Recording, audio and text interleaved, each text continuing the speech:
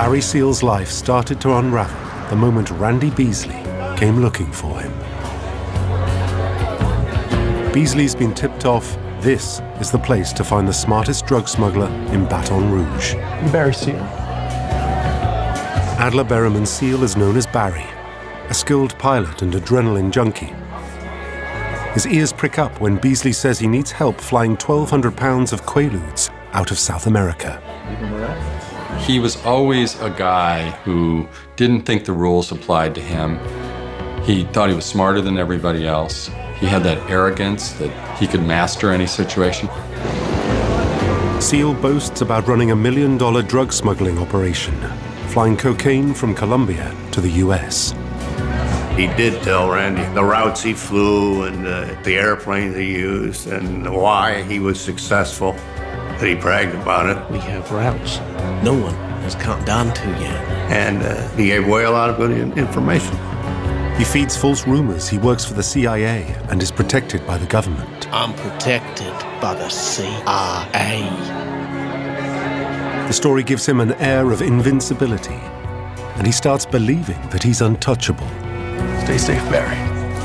He shot off his mouth to somebody he shouldn't have trusted, but did.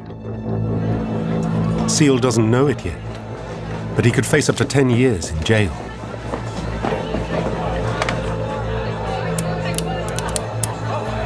Baton Rouge office, please. This is Special Agent Randy Beasley. Seal's just spilled his secrets to an undercover DEA agent working on Operation Screamer, a mammoth sting targeting drug pilots. I got the whole thing on tape. When Seal started his career in his 20s, flying for Trans World Airlines, he could have gone all the way to the top.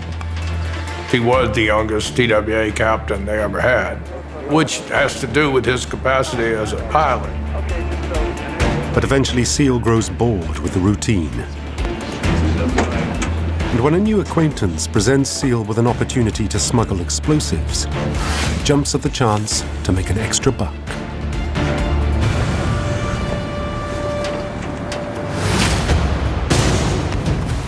But his first foray into smuggling is a failure when he's busted in a customs sting. And although the case is dismissed in court, his career as an airline pilot is over. He couldn't get a job with an airline again. Back in those days, he was pretty well paid. When he lost his job, his lifestyle had to remain the same. He had a wife and kids. He also had to make a living to support his family. Theirs was a very strong and powerful love affair. She worshipped Barry. She thought the world of him. He wanted to make sure that his family was cared for. So when he lost his job, he went to the next best thing, which was smuggling. He came along at the time that the drug trade in South Florida was really taking off. And there were a lot of people coming into the trade just for the fun of it. After cutting his teeth smuggling marijuana, Seal quickly graduates to cocaine. Cocaine, just by volume, is so much more lucrative than marijuana. 300 kilos of marijuana, that's not bad, but 300 kilos of cocaine is millions of dollars. That's why these gifted pilots all ended up moving from marijuana to cocaine. The money was just too great. In just 3 years, Seal builds up a first-class smuggling operation with a fleet of planes on a private airstrip 20 miles southeast of Baton Rouge. He could have run an airline, probably. In fact, well, he was running an airline. Let's put it that way. Seal figures out ingenious routes to get cocaine into the United States from Colombia. By flying over the Gulf of Mexico and along Louisiana's Gulf Coast. And brilliantly perfects the smuggling business using all the tricks of the trade. Flying in the dark with lights off and night vision goggles on. Passing low and slow to avoid detection. Across the Gulf, His planes were often mistaken for helicopters. There's a lot of drilling rigs out in the Gulf. There's a lot of helicopter traffic between the rigs and shore. Seal is careful not to get caught with the drugs he traffics. He uses swamp airdrops, bribes officials, and covertly exchanges the drugs for a cash delivery fee.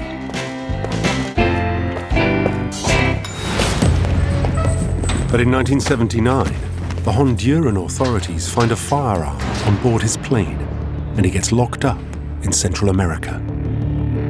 But he turns it to his advantage and makes a contact that connects him to the Medellin drug cartel in Colombia.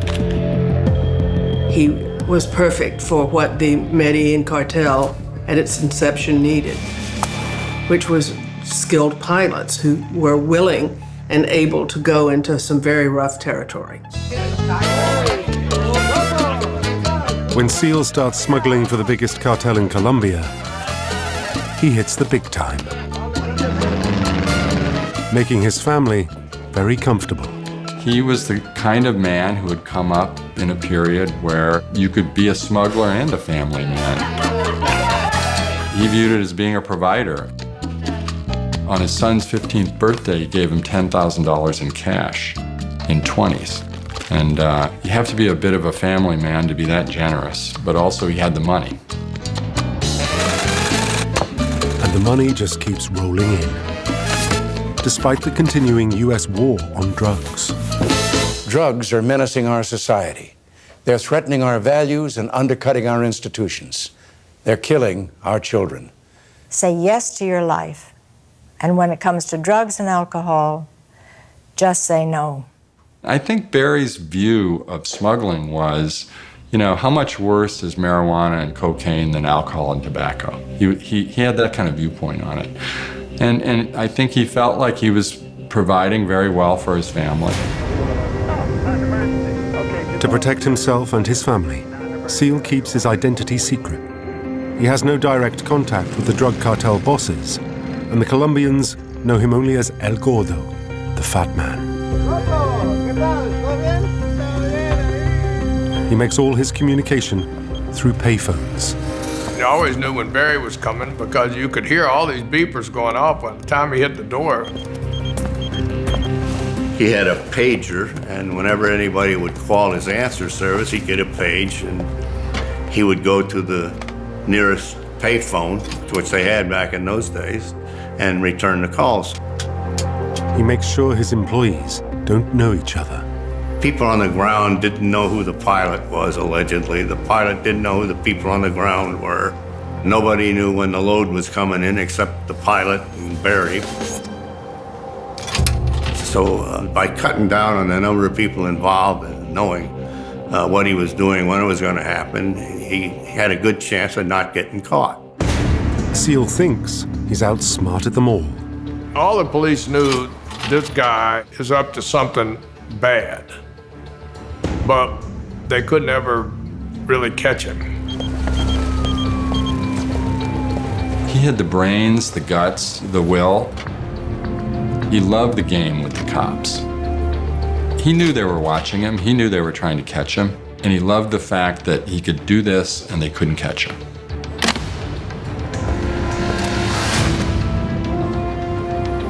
Officer, arrest me. Go on. But he's not as smart as he thinks, because Seal has been under surveillance by the DEA and the FBI for years. We had 10 payphones being monitored. And that's a lot. You know, we didn't have any more equipment to handle that many phones. This is why Special DEA Agent Randy Beasley has been called in to sting Barry Seal once and for all. And now Beasley has solid evidence of Seal telling him all about his drug smuggling operation. The DEA has him exactly where it wants him. I got the whole thing on tape.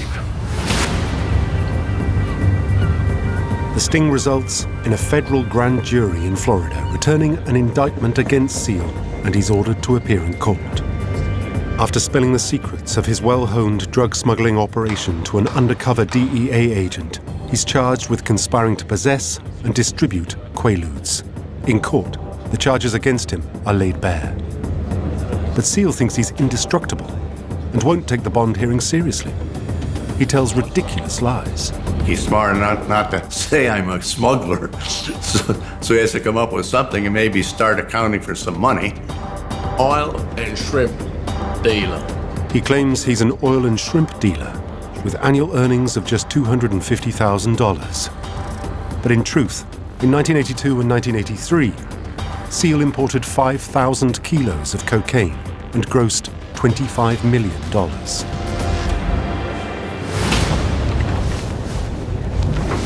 Seal is confident.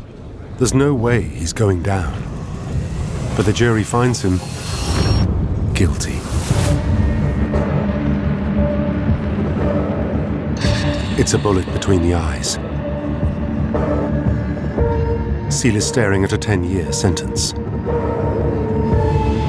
A family man at heart, Seal can't bear his wife Deborah seeing him locked up as a criminal. He didn't want to go to jail at all, and most people don't. But he was looking at substantial time. He didn't see his kids. I mean, it's not like he was some ogre that didn't love his kids and wife. So I'm sure that bothered him too. He makes a last-ditch plea and offers to become an informant for the DEA. Seal is dismissed as a consummate liar. But Bob Jura, new to the DEA's Miami division, is willing to take a chance. Jura and his partner Ernst Jake Jacobson decide to question Seal about what he can actually offer. What you want, Barry? I've got whatever you like. Bob Jura was a very experienced agent, very professional. Jake Jacobson had been in U.S. Customs. He had a little bit of a temper, but he was a really good guy. He had the ability, as a fellow Southerner, to relate to Barry Seal, to make Barry Seal feel comfortable. You want the top one. If Seal can deliver, they could stop the flow of illegal drugs into the country and make names for themselves. Tell us something we ain't heard. Seal looked like a hot mess. He was fat, he seemed to be undisciplined in the way he conducted himself, and he did some crazy things, or at least he said he did. The classic Barry Seal kicked into operation, which is, I can find a way out of this. I'm going to be the best informant they've ever had, and I'm going to be such a good informant that I'm not going to have to spend a day in jail. So that's when, the gears started working. Hey, I've got a lot to trade here. I have a lot of information, and I can give them a case that they've never seen. I can outsmart everybody once again. Just when Seal is out of time, he takes one last desperate gambit and says he can deliver the DEA's most wanted. I can get you Pablo Escobar. Seal told a lot of stories. The most enticing and ridiculous was that he could get Pablo Escobar, he could get him on a plane and take him someplace where the DEA could arrest him. Escobar was notoriously slippery, surrounded by his own large army. So the idea that Pablo Escobar would get on an airplane with Barry Seal and fly away, that was pretty crazy. The agents are intrigued by Seal's claim. If true, this could be the opportunity they've been looking for. You have to try and verify. You can't take them just for their word. You have an obligation to find out if they are telling the truth or if they can do what they claim they can do. Otherwise, you're wasting your time. But in the end, they looked at his actual record and they found it credible that he wasn't using drugs. And they had to weigh things.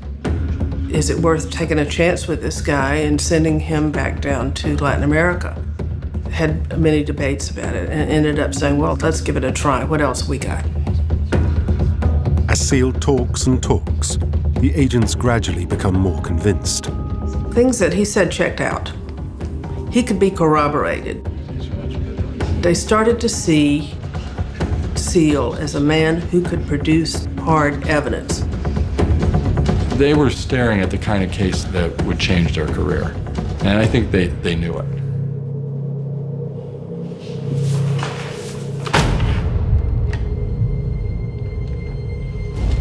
Put your money where your mouth is. The agents tell Seal to call up the Ochoa family direct. But in truth, Seal has never had any direct contact with the big dogs. He's lying again. The DEA wanted to see if he could produce his promises. I mean, it sounded unbelievable. Seal calls his contact for the Medellin cartel and introduces himself under a fake name, Ellis Mackenzie. He picked up the phone and he says, I want to talk. I want to go to the top. I want to hold more and more and more. We got the big one. Seal says he wants to start flying more than 300 kilos of cocaine in one go. He knew he was dealing with people who needed somebody like him. He knew that he offered them something that was very valuable. They needed money. They needed their cocaine to be moved. The contact is interested and agrees to set up a face-to-face meeting with the cartel bosses.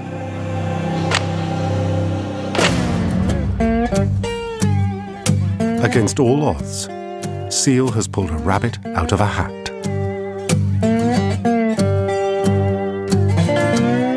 Seal was going to try to get the heads of the Medellin cartel in a place where they could be arrested.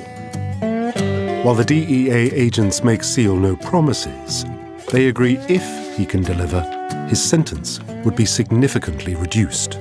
The idea was if he made the biggest drug case ever, he probably wouldn't have to do much, if any, time. And that was his goal. I mean, he was staring at a 10-year sentence. Seal has successfully bought himself more time, and his sentencing is withheld to see what he can do for the government.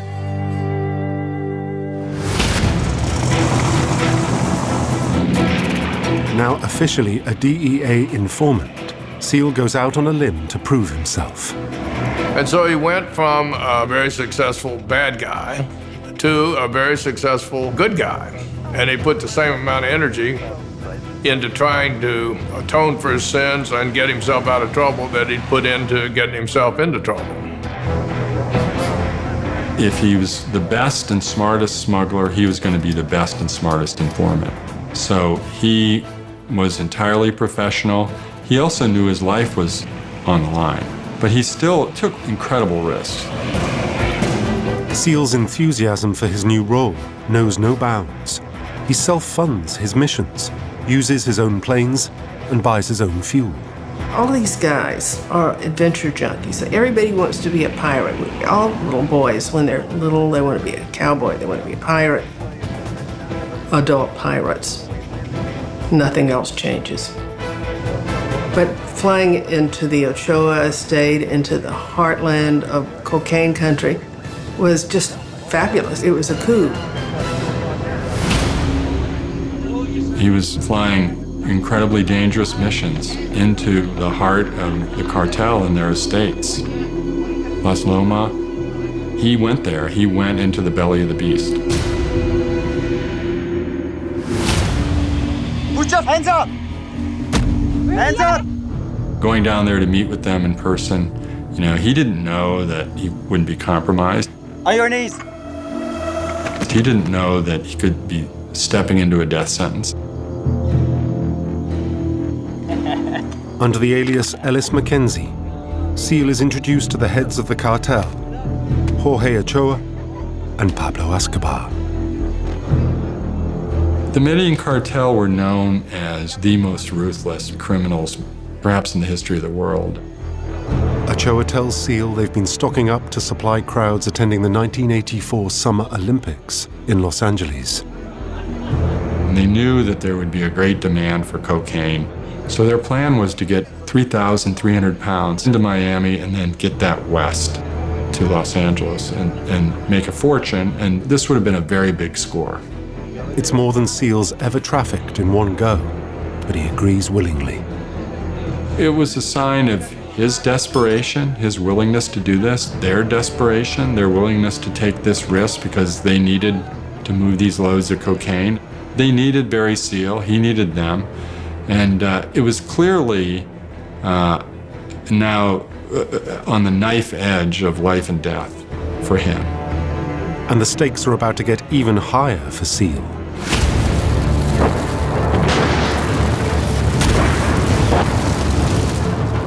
The Colombian government has declared war on drug traffickers, and the cartel is desperate for a new location. The Sandinista government in Nicaragua has come to the aid of the Medellin cartel and offered a protected hub for its drugs. They had a new base and a new partner, a new ally in their smuggling, and it was the Sandinista government. So their plan was to essentially use a Sandinista military base as a transshipment point for their cocaine, which would allow a much better refueling situation and which would provide them security at a time in 1984 when they really needed it, and would have provided the Sandinista with funds that they could have used.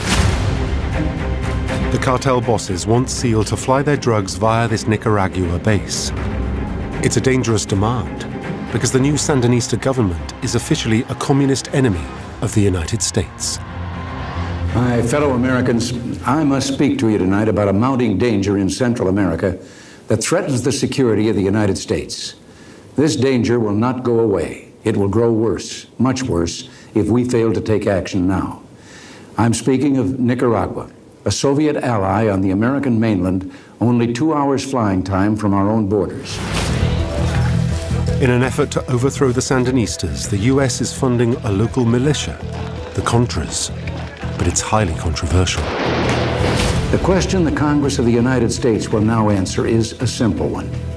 Will we give the Nicaraguan democratic resistance the means to recapture their betrayed revolution, or will we turn our backs and ignore the malignancy in Managua until it spreads and becomes a mortal threat to the entire New World?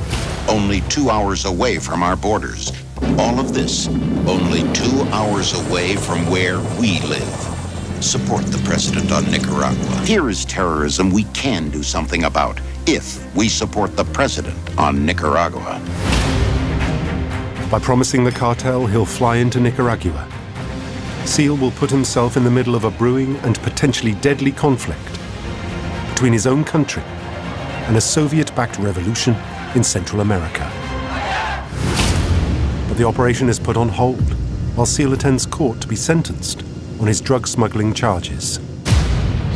He's confident his status as an informant will keep him out of jail. Until the judge shocks everyone. 10 years minimum. The judge or the officials weren't aware that he was involved in a live DEA operation. His DEA handlers fear they've lost a highly connected informant in the midst of pulling off the biggest US case of its kind. It was a frantic period because this incredibly intense undercover operation is going on. Jura and Jacobson pull out all the stops to get Seal released on an appeal bond. His unexpected release is sure to raise suspicions that Barry Seal has flipped. But Seal is still bound to continue his undercover work. His next mission to Colombia could be his last. If you break one rule when you're a DEA informant, all bets are off. The whole deal crashes. So he took it very seriously because that was his one ticket to a lighter sentence and freedom soon. As Ellis Mackenzie, Seal continues smuggling for the cartel alongside his trusted longtime co-pilot, Emil Camp. Neither Camp nor the cartel have any idea Seal is really working for the DEA. They knew who Ellis Mackenzie was, they knew who the El Gordo and the Fat Man were, but by keeping the names separate, it was hard for them to know that Barry Seal was the person they were dealing with. But the Colombian drug cartel's demands just keep getting bigger. Weight is everything when you're smuggling any drug. And Seal was always very cognizant of that. Barry apparently told him, no, we can't do that, the plane's overloaded. Which supposedly was waving a machine gun and said this flight's gonna go.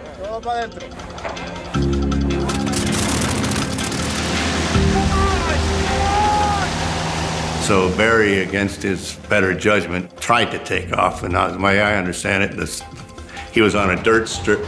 It was sloppy, muddy. The plane could not get up the speed to take off, and it crashed.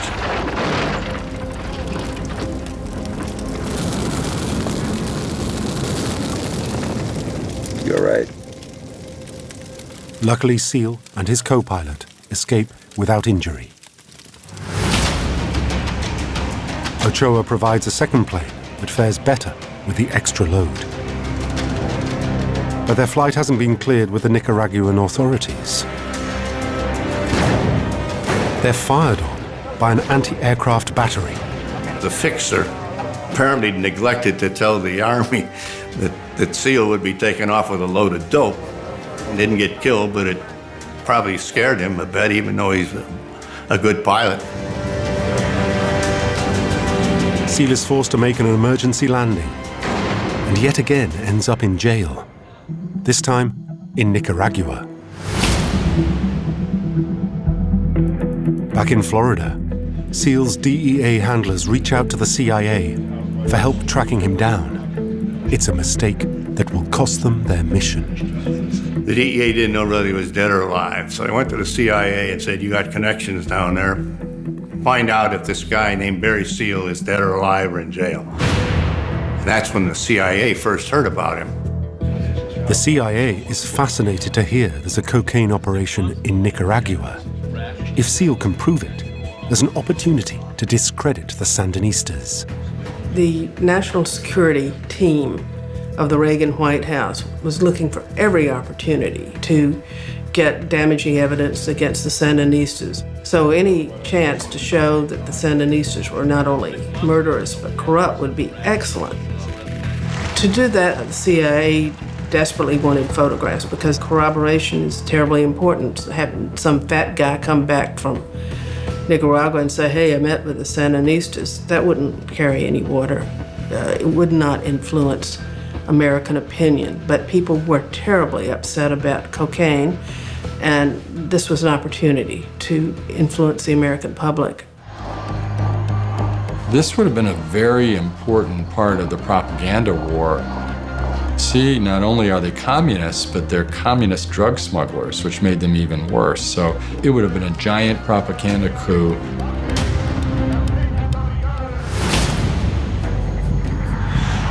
After spending the night in a Nicaraguan jail, Seal eventually gets released. But not by the CIA, by Federico Vaughn, a Sandinista official and friend of the Medellin cartel. Seal flies back to the US in one of Escobar's planes. When Seal returns to the US, the CIA has hatched a plan to get proof linking the Sandinistas to illegal drugs.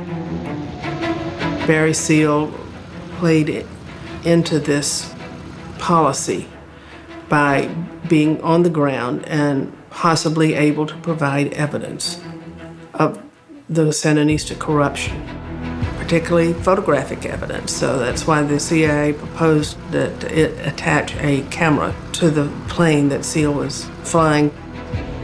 Despite Seal's protests, cameras are attached to his new bigger plane, the Fat Lady. This is the only direct involvement the CIA ever has with Barry Seal. If this risky mission goes wrong and the drug lords figure out what Seal is up to, it's game over.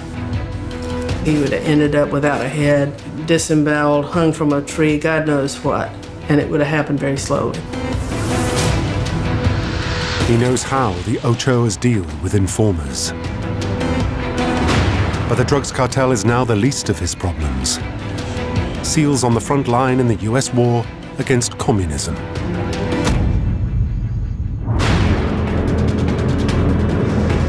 With no alternative but a prison sentence, Seal sets out on his mission to double-cross one of the most dangerous regimes in the world.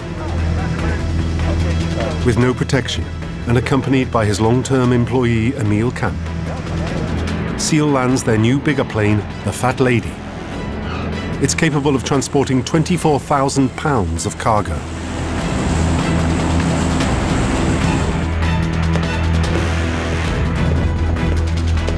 The men are surrounded by Sandinista military on an isolated jungle airbase.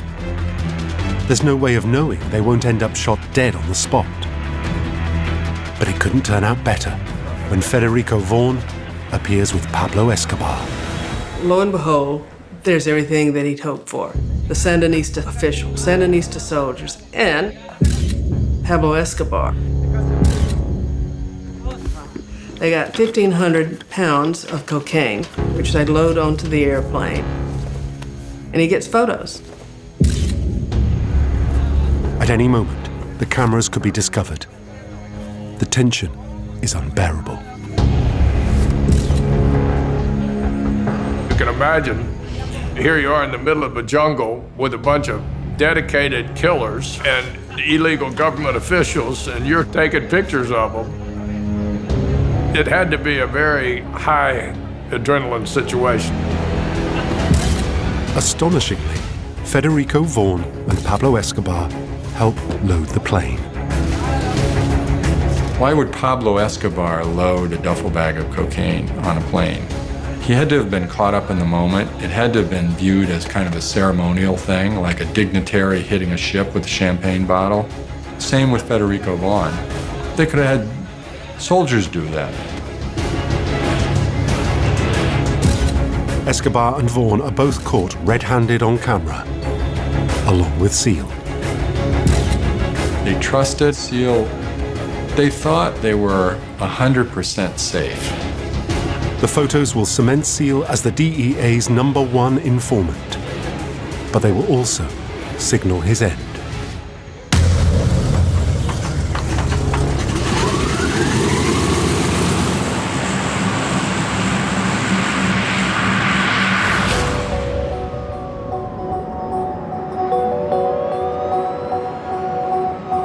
When the DEA agents see the photos, they celebrate.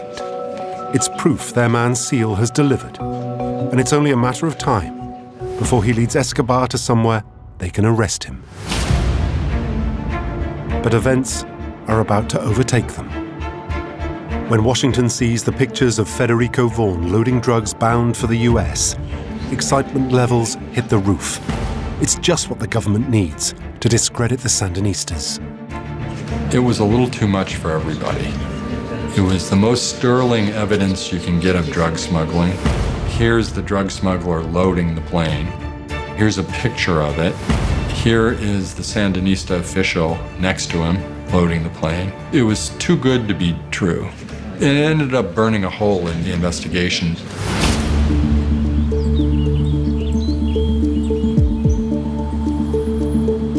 Seal is enjoying his success as the DEA's top informant when he gets the worst news of his life.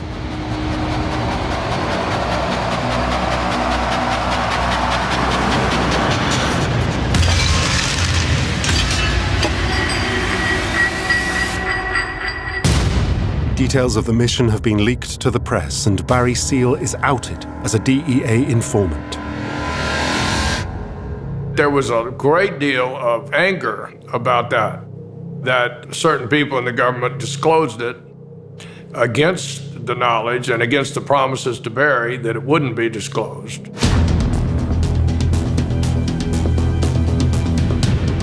The DEA is furious. The story has blown the cover of a mid-operation informant, positioned to make one of the most significant criminal drug cases in American history. Barry Seal almost brought them the cartel on a silver platter. If there had not been a leak of his mission in that Washington Times article, they might have captured all of them in 1984. That would have changed history. But for Seal, it's game over. His mission with the DEA is dead in the water, and the CIA leaves him high and dry. CIA often burns assets. The intelligence gathering mission is considered far more important than individuals. Worst of all, the cartel now knows Seal's identity and puts a bounty on his head. $500,000 dead or $1 million alive. The Medellin cartel was very violent. It didn't matter who you were. You crossed them, you got in your way, you were dead. Seal's roller coaster ride as an informer has put his family in grave danger. When Seal realized that he was a target, and he would have known that immediately because he knew the cartel, he put his family into hiding. But Seal can't go into hiding with them because he's due to appear in court.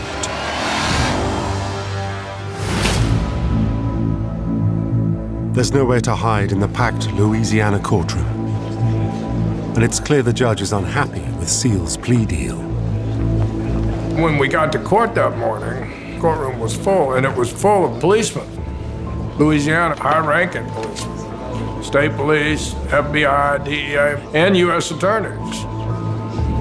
They're not all coming down to court to watch Barry Seal be told he's going to be on probation. Even Seal's Florida DEA handlers can't get him off the hook. Barry had said, these two guys are the guys I'm working for, and they'll help me. And then they got sent home. They didn't get to testify.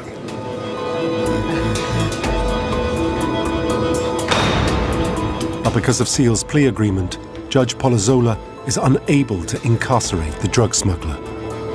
The judge did not like the deal. But after vigorous arguments by the federal prosecutor, he grudgingly accepted it. Instead, the judge gives Seal the toughest sentence he can. 6 months probation in Baton Rouge, with no guns and no bodyguards with guns. But even worse than that, he orders Seal to reside at a Salvation Army Community Treatment Center. The final nail in the coffin comes when the judge reads out the address to the open court. The Salvation Army Community Treatment Center on Airline Highway, Baton Rouge. He said where the community service was going to be, and that would identify where Barry Seal was each and every day. And that was a terrible, terrible error.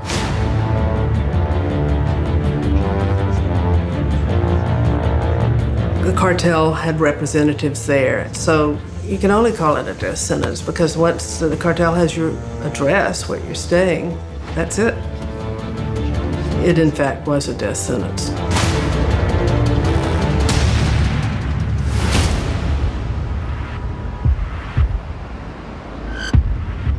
Seal has no choice but to stick to the terms of the probation. It takes just 3 weeks for the inevitable moment to come.